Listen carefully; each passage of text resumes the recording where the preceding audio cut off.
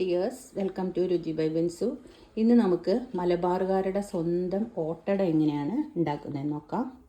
അതിനായിട്ട് ഞാനിവിടെ 1.5 കപ്പ് അരി ഓവർനൈറ്റ് വെള്ളത്തിലിട്ട് വെള്ളമെല്ലാം കളഞ്ഞ് വെച്ചേക്കുവാണേ. ഇത് നമുക്ക് ജാറിനകത്തോട്ട് ഇട്ട് കൊടുക്കാം. അതുപോലെ 1 കപ്പ് ചോറാണിത്. ഇത് മട്ട റൈസാണ്. നമുക്ക് ഏത് ചോറ് വേണമെങ്കിലും ഇട്ട് കൊടുക്കാം. 1 കപ്പ് ചോറ് ഇതിനകത്തോട്ട് കൊടുക്കാം. ഇത് നമുക്ക് കുറച്ച് തിക്ക് ബാറ്ററായിട്ട് എടുക്കണം. കുറച്ച് വെള്ളം ഒഴിച്ച് അരച്ചെടുക്കാം. അപ്പം അരിയും ചോറും കൂടെ നല്ല ഈ ബാറ്ററായിട്ട് എടുത്തിട്ടുണ്ട്. ഇതിനകത്ത് നമുക്ക് കുറച്ച് ഇൻഗ്രീഡിയൻറ്റ് കൂടെ വേണം. ഇതിനകത്ത് നമുക്ക് കുറച്ച് തേങ്ങയും കൂടെ ഇട്ട് കൊടുക്കണം. 1 കപ്പ് തേങ്ങ, മാവിന് ആവശ്യമായിട്ടുള്ള ഉപ്പിട്ട് കൊടുക്കണം. കുറച്ച് വെളിച്ചെണ്ണ ഇതിനകത്തോട്ട് ഒഴിച്ച് കൊടുക്കണം. അതുപോലെ കുറച്ച് ലൈറ്റ് ചൂടുള്ള വെള്ളം ഇതിനകത്തോട്ട് ഒഴിച്ച് കൊടുക്കണം. എന്നിട്ട് നല്ലതുപോലെ ഇളക്കി കൊടുക്കണം.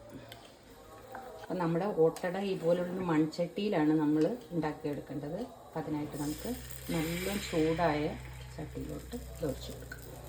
അപ്പോൾ നമ്മൾ ഇങ്ങനെ ഹോൾസ് വരും. ഈ ഹോൾസ് വരാൻ തുടങ്ങി കുറച്ചുകൂടെ നമുക്ക് ഹോൾസ് വരുമ്പോൾ ഇതിപ്പോൾ തീ ഫുള്ളിലിട്ടിട്ടേ നമ്മളിത് ഒഴിക്കാൻ പാടുള്ളൂ.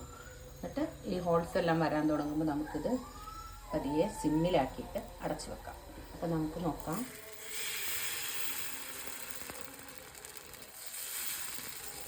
അപ്പം നല്ലതുപോലെ ഹോളൊക്കെ വീണിട്ടുണ്ട്. ഇനി ഇത് നമുക്ക് അടച്ചു വെച്ച് തീ അല്പം കുറച്ചു. അപ്പം നമ്മുടെ ആരെടുത്ത നല്ല സൂപ്പർ ഓട്ടട ഇവിടെ തയ്യാറായിട്ടുണ്ട്. കണ്ടോ, നല്ല ആരെടുത്ത ഓട്ടട.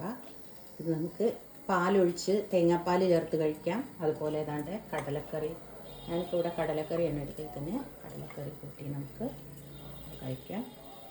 കണ്ടോ, നല്ല ആരെടുത്ത നല്ല സൂപ്പർ ടേസ്റ്റി ആയത് കഴിക്കാനായിട്ട്. എല്ലാവരും ഒന്ന് ട്രൈ ചെയ്ത് നോക്കണം. എന്നിട്ട് ഫീഡ്ബാക്ക് അറിയിക്കുക.